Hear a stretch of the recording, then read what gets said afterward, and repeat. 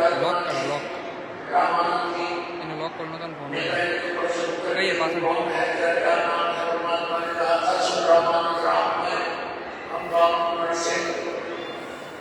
और फिर कहा था एक स्वामी सिस्टर ने स्वीटी हमारी थी दासरी अगर वसुंधरा भाव में अवध सप्तमी रामानंद जी से कहा था कि हे रामानंद जी मैं सारी सृष्टि का रचन रहा हूँ और ऊपर सतलोक में रहता हूँ, मैं पूर्ण परमात्मा। इस बात से दुख मान गया रामानंद जी। बहुत सी गाली लोग परमात्मा की पड़ती है कि तुम नीच जात का है, छोटी जाति चालू बातें करता है। तो पुजारते हैं तेरी माँ का पता ना, पिता का पता नहीं कहाँ मिला था। इस तरह की ऊंची मंदी बातें कही और परमात्मा को सब खड़े रहे।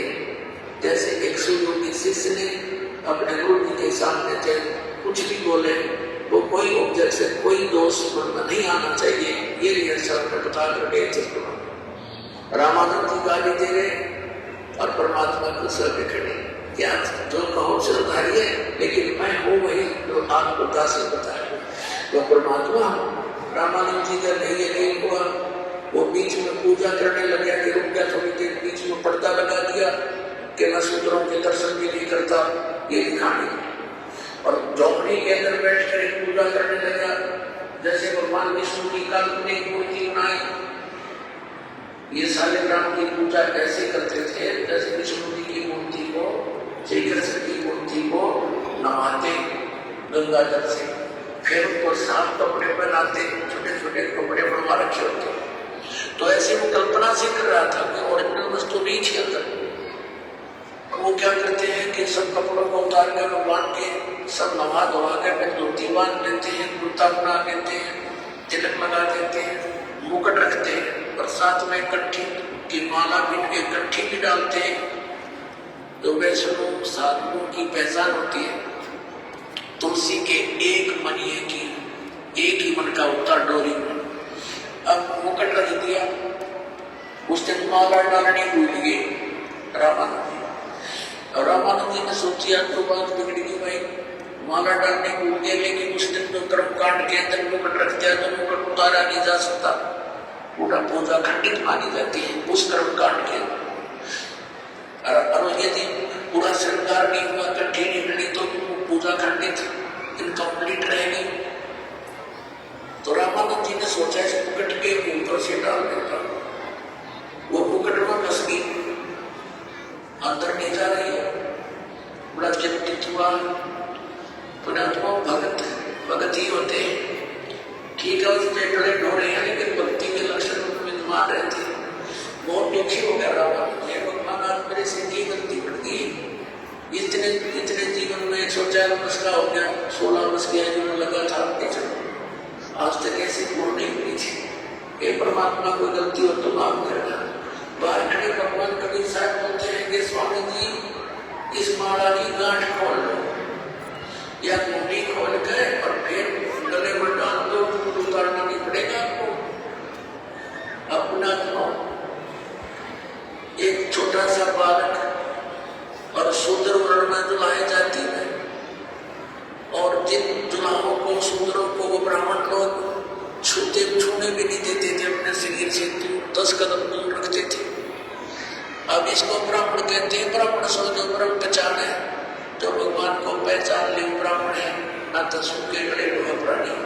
अब जो रामानंद ब्राह्मण ने देखा कि ये तो परमात्मा खड़े हैं जिसने मेरे मन की बात बता दी, मैं तो कोई कल्पना कर रहा था, मैं सोच ही रहा था, मेरे मन की बात बता दी।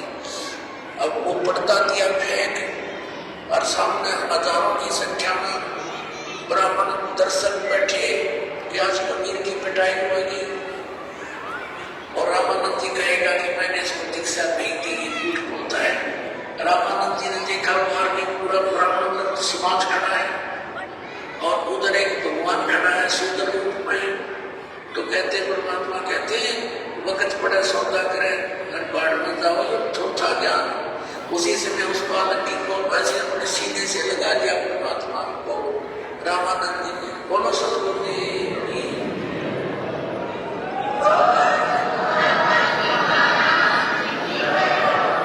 और जब ऐसे अपने शरीर पर परमात्मा को सीने से लगाया तो इतना नरम शरीर था परमात्मा का, जैसे रूई रबड़ होता है, क्योंकि उनका शरीर शुक्रम का काया ऐसा नागिरम है। परमात्मा का शरीर हमारे जैसा 5 तत्वों से बना हुआ नहीं है। जैसे यजुर्वेद अध्याय नंबर 40 के मंत्र 8 में लिखा है, कबीर मनीषी शुक्रम का कायम ऐसा नागिरम स्वयं, वो स्वयं पर प्रकट होता होने वाला परमात्मा है, स्वयं है, कभी करता नहीं, स्वयं पर बना है, अपना आप ही है सब कुछ। और उसका शरीर ऐसा नागिरम, यह अड़चान का पुतला नहीं। तब रामानंद जी ने कहा था, मन की पूजा तो लखी, ये मुकुट मान परमेश, गरीबदास गति कौन नक्षत्र, कौन वर्ण के मेघ। अब रामानंद जी कहते हैं, भगवान आप तो परमात्मा हो, और आपको कैसे पहचान सके हमारे जैसे जीव शत्रु के व्यक्ति। आप किस तरह वेशभूषा 5 वर्ष के बाद की आयु है और कौन से वर्ण में यानी जुदाई जाति में खड़े, आपको भगवान कैसे माने, ये जीव कैसे समझ सकेगी। परमात्मा मेरी तो आपने निवारण कर दिया।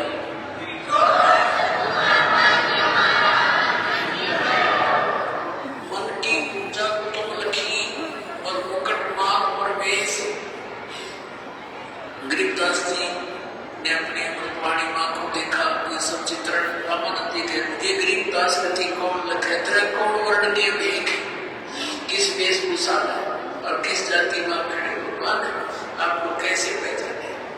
फिर परमात्मा ने कहा, स्वामी जी भक्ति करो, आप तो साधना कर रहे हो, ये मोक्ष मार्ग में है, इससे जन्म मरण का रोग नहीं कटेगा। प्रश्न चला था, जा सतगुरु की मैं बलिहारी दो जामन मरण मिटाई, जा सतगुरु की मैं बलिहारी दो जामन मरण मिटा, जन्म मरण मिटा। रामानंद जी ने कहा, बच्चा मैंने तो आज तक जिसे भी ज्ञान सुना है, स्वर्ग से ऊपर भगवान कोई स्थान नहीं, और श्री कृष्ण और विष्णु से ऊपर भगवान और शंकर से ऊपर भगवान नहीं सुना। अब इनकी पूजा छोड़कर मैं और की पूजा कैसे करूं, कैसे विश्वास करूं। बालक तेरे में अपने 104 वर्ष का वर्ग हो गया। अब आप तो बताने जा रहे हो कि परमात्मा और है, परमेश्वर का ये सारा कुछ बताया। आपकी गीता जी ने लिखा है 58 के 65 श्लोक, 58 के 66 श्लोक। आपका गीता ज्ञान दाता कहता है, सर्वधर्म परित्यज्य मां एकम शरणं, तो सर्वभाव से परमेश्वर की शरण जा, उसी के कृपा से तो परम शांति को प्राप्त। अब उनको कंठस्थ याद थे, ब्राह्मण थे, तो सारी याद थी, पूरी गीता कंठस्थ याद थी, सारे श्लोक याद थे। तो रामानंद जी ने कहा कि भगवान हम तो इस व्रत का अर्थ उल्टा ही लगाए बैठे थे। तो परमात्मा ने कहा छोटा कर लो, क्योंकि गाड़ी को उल्टा डाल ले तो चले नहीं, गाड़ी को सीधा ही खड़ा करना पड़ेगा। अब परमात्मा ने कहा कि उसकी शरण में जाने के लिए जो साधना है वो 70 में जाएगी, 23 में श्लोक। ये तत्व और सत मेरे पास ये मंत्र कबीर साहब ने कहा था रामानंद जी को, ओम तो सार्वजनिक है। तब रामानंद जी ने कहा कि देख बच्चा,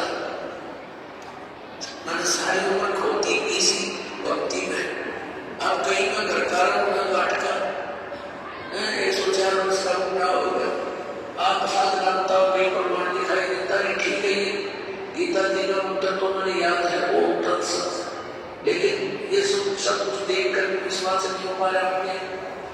तो परमात्मा कहने लगे कि हमारी बात पर जो विश्वास करेगा तो उसको हम प्रमाण भी दिखा देंगे। रामानंद जी ने कहा, देखो मैं 16 साल की उम्र से लगा था, 16 वर्ष की आयु से, और आज तक मैं ये साधना करता हूँ